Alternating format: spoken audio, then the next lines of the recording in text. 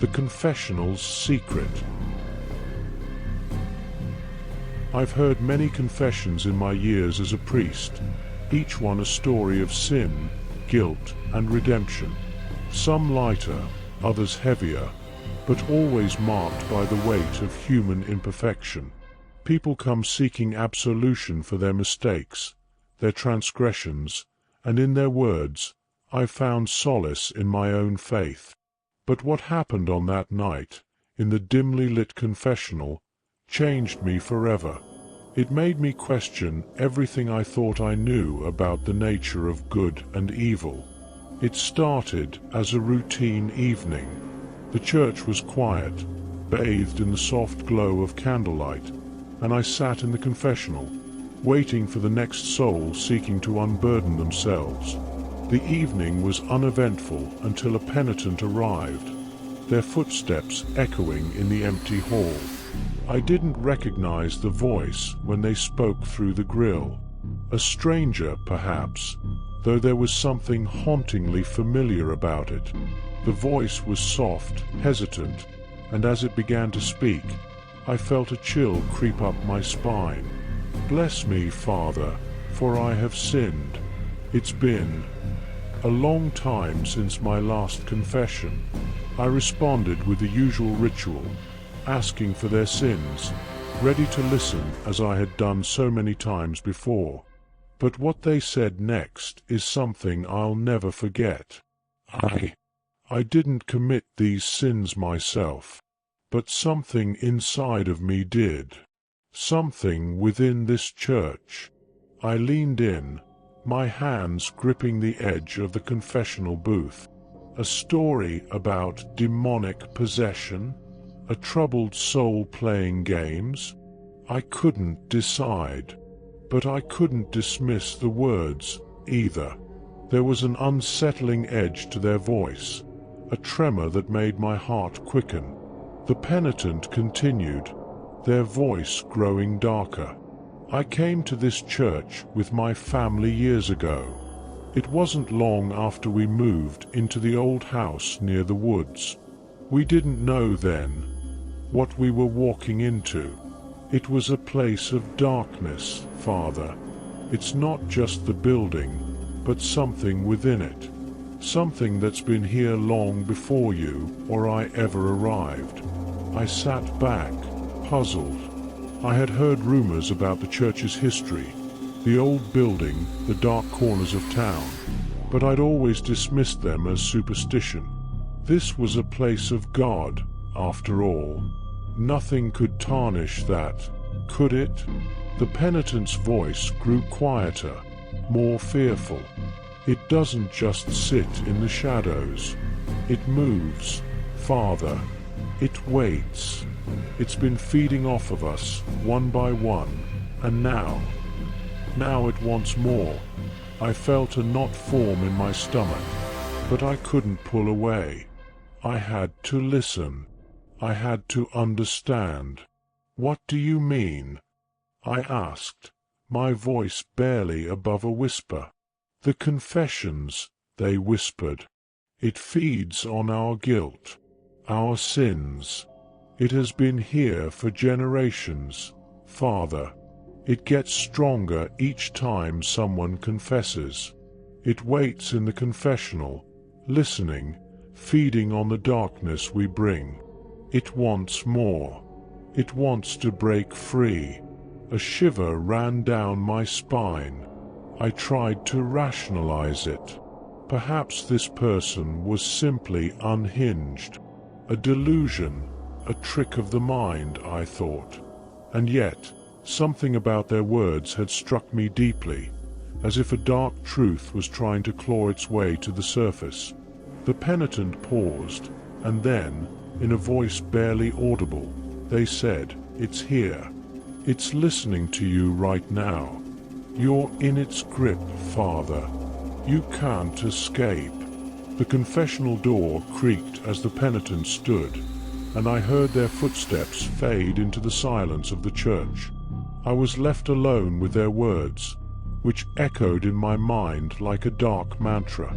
My pulse raced. I tried to dismiss the encounter, but I couldn't shake the feeling that something had changed. Something was wrong. The next few days were unsettling.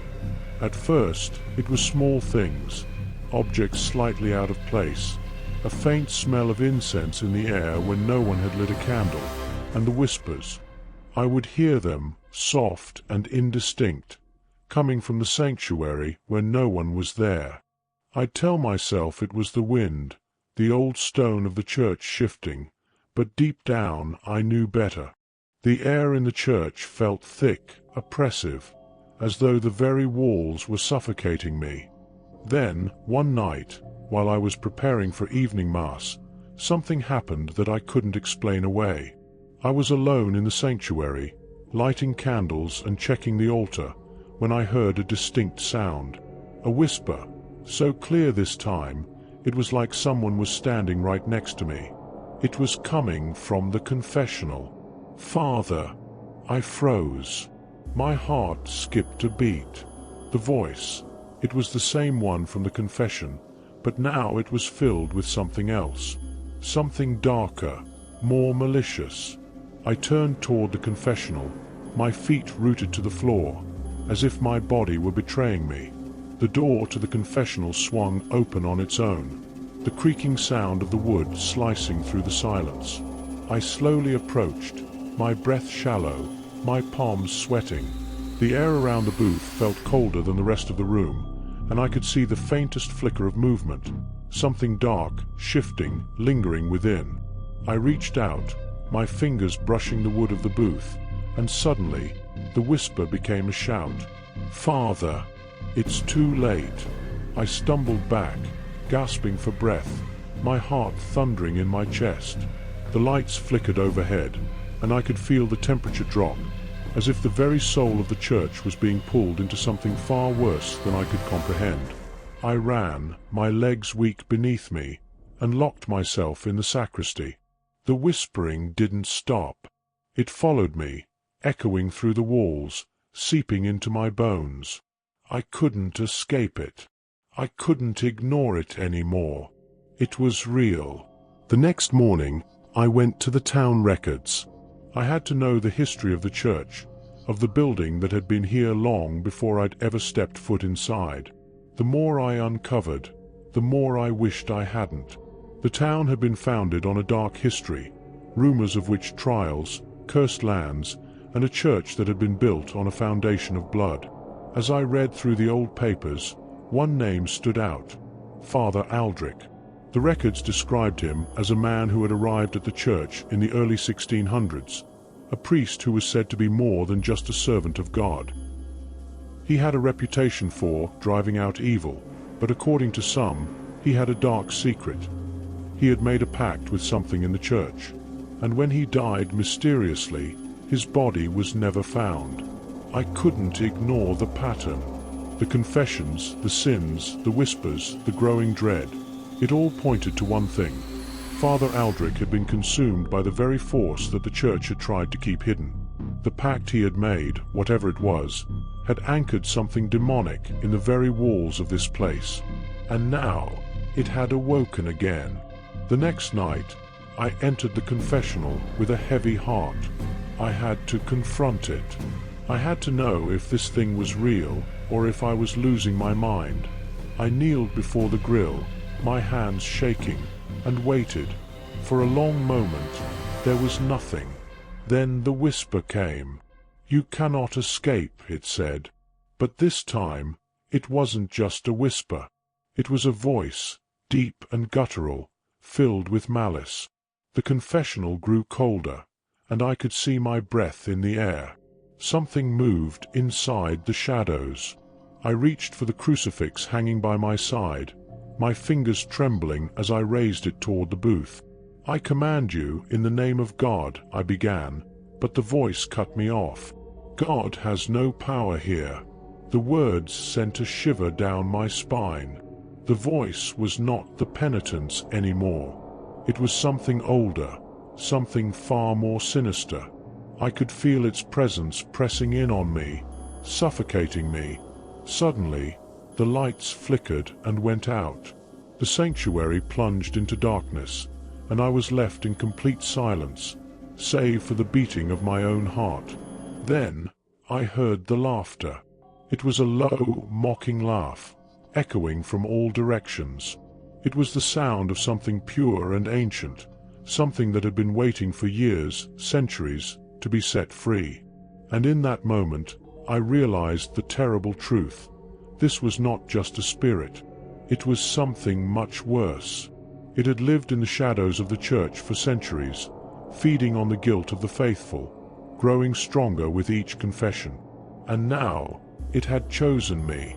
I ran from the church that night, not knowing if I could ever return. But I can still hear the laughter, faintly in my ears, even now. The church is no longer the place of solace it once was.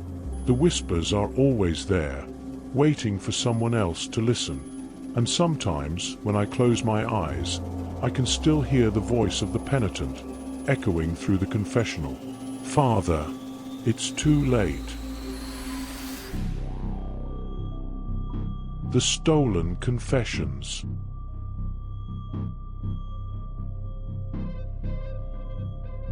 Every church holds secrets, not just in its grand altars or creaky pews, but in the confessions, whispers of guilt, shame, and regret, shared by the faithful seeking redemption. But what if someone didn't come for forgiveness? What if someone came for the secrets themselves?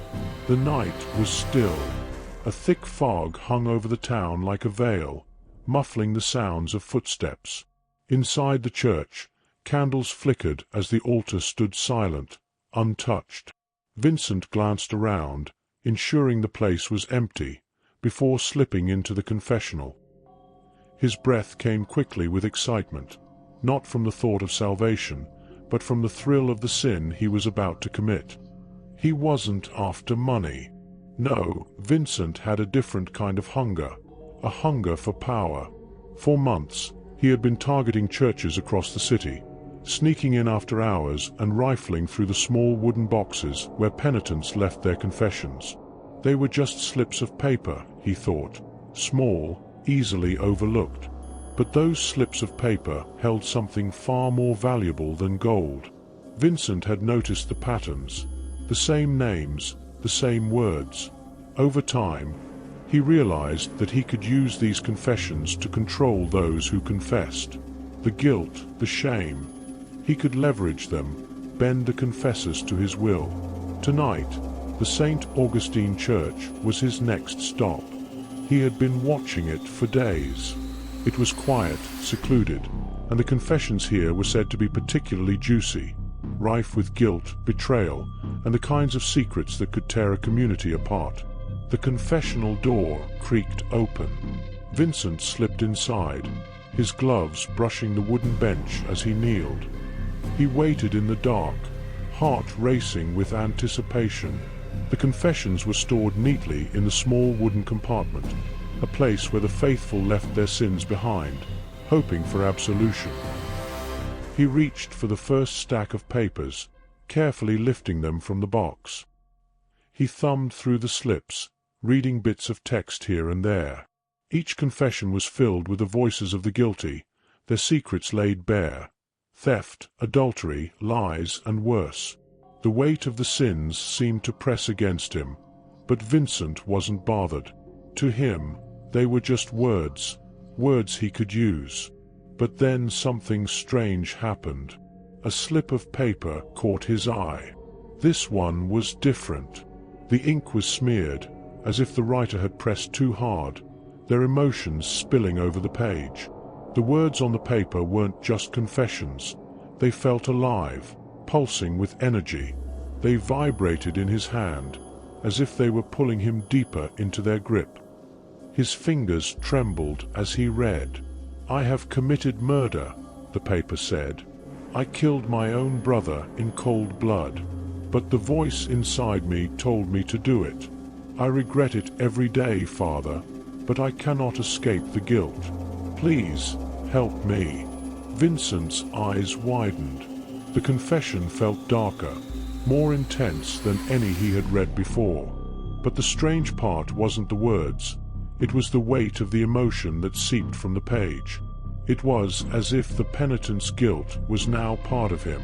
Suddenly, he heard a noise. The sound of footsteps echoed through the church, snapping Vincent out of his trance. He quickly shoved the confession back into the box, heart pounding. Someone was coming. He darted out of the confessional and into the shadows. For the next few weeks, Vincent continued his ritual. Every night, he would break into a different church and collect the confessions of the town's residents. Each confession he stole gave him more power. But the further he delved, the darker the confessions became, and with each one, something inside of him shifted. It started small, just fleeting thoughts of anger or doubt. Vincent felt a little more irritable, a little more restless. He began to notice people looking at him strangely, as if they could sense something was off. But it wasn't enough to stop him. The power he felt from the confessions was intoxicating. It was like he could control the very air around him, twist the thoughts of those he encountered. He began using his knowledge of their sins to manipulate them, blackmailing some, threatening others. But then, the dreams started. One night, after another raid on the church, Vincent returned to his small apartment, feeling more powerful than ever. The confessions were spilling out of his bag, their energy pulsing through him. He tossed them onto his table and sank into his chair, exhausted but satisfied. As he closed his eyes, something shifted in the air around him. He wasn't sure what it was, but he felt watched. Suddenly, he was no longer in his apartment. He was in a dark, cold room, an old church, its walls covered in shadow. He stood alone, the air thick with the scent of incense and decay. Then, a voice echoed through the room, a voice that wasn't his own. "Do you feel it?" the voice whispered. "The weight of their sins, the power in their guilt." Vincent spun around, his heart hammering. But there was no one there, only shadows, pressing in on him from all sides. "You wanted power," the voice continued, "but now you've taken more than you bargained for. The confessions have become part of you. They are alive." Vincent's mind raced. He realized then what had been happening. The confessions weren't just words, they were vessels of emotion, each one carrying a piece of the penitent's soul. And now, those pieces were starting to merge with his own. He tried to wake up, but his body felt heavy, trapped in the nightmare. "Each sin you steal makes you more like them," the voice whispered again. "You will become the sum of their darkest desires." Suddenly, Vincent woke up with a gasp, his body drenched in sweat. He was back in his apartment, but something had changed. He could still feel the weight of the confessions in his hands, the energy swirling around him. The dreams didn't stop. In fact, they grew worse. Vincent's waking life began to blur with the nightmares. He started hearing voices, soft whispers at first, then louder, more insistent. The confessions seemed to haunt him, their words pressing into his mind like a hammer. One night, while reading through a particularly disturbing confession, Vincent felt his vision blur. He rubbed his eyes, but when he looked back at the paper, the words were changing, twisting, writhing on the page. He stumbled back, his breath catching in his throat.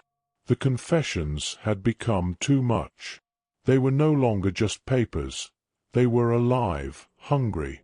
They were feeding on him. The next day, he saw the town differently.